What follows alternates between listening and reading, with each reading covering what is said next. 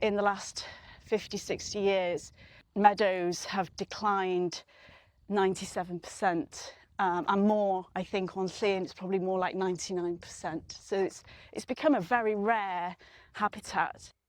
What we were doing was pretty intensive, and we wanted to change something, didn't know what. So we restored them, or turned them into hay meadows, and we're getting paid on it. So we're getting paid on something that wouldn't have grown, it would have just burnt before. This is one of the best meadows that is part of the farm here at Gweld. Over the last few years, there has been a programme in place called the Payment for Outcome Scheme, which has worked with the farmer to move the coastal strip back a field, and the coastal fields have been restored to become meadows. We use the hay for the cattle. There's an anthematic in what we grow in the hay meadows, I'm sorry.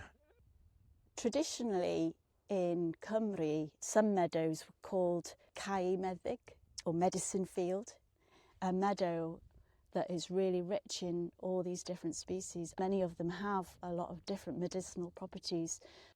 And it's not just the medication, but just generally livestock thrive on a mixed sward.